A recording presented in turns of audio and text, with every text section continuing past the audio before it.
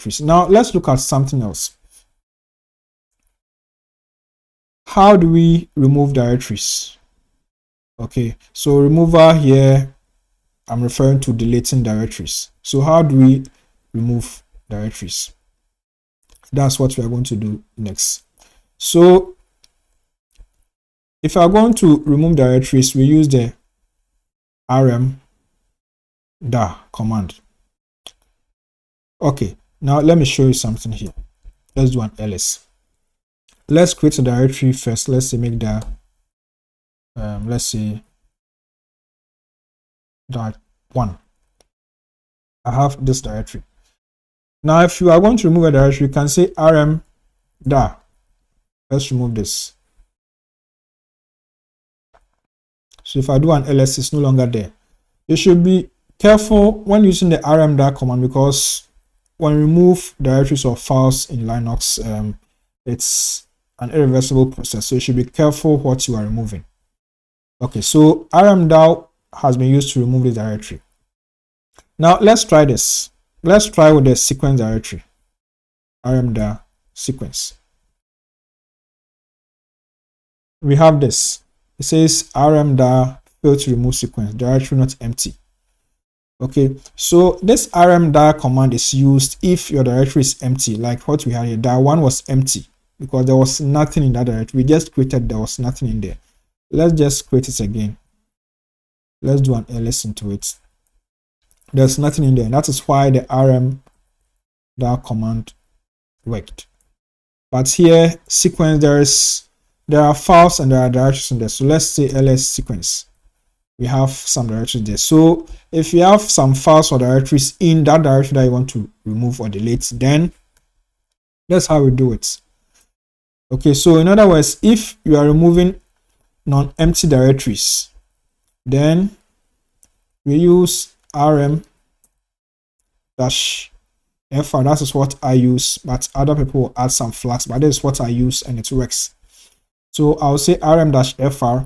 So it's a recursive operation. I'll say sequence, and then that's it. So now if I do an ls, it's gone. So for non-empty directories, you have to use rm-fr. For empty directories, rmdir will work fine for you. Okay, so let's see if we have some chats here. Okay, okay, we have some people joining. That's great. Okay, so just enjoy the show. You can also place in your comments or your suggestions, and then we will try to work it out. Okay, so let's go. So we have removed directories. Okay.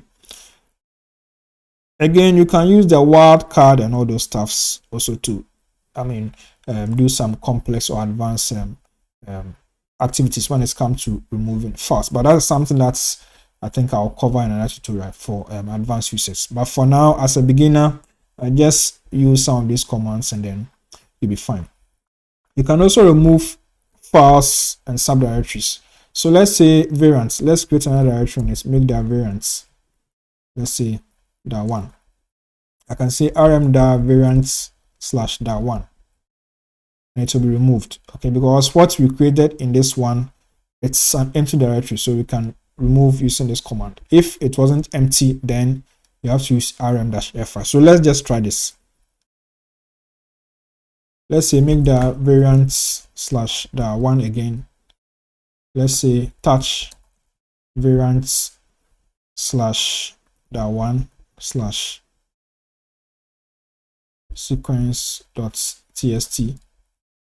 Let's ls into it first, variants / dir1 to see this. So now because this directory is not empty, I have to use rm-fr and say variants / dir1. You can add the slash also, it's fine. And then you can remove that. So that is also done. Okay.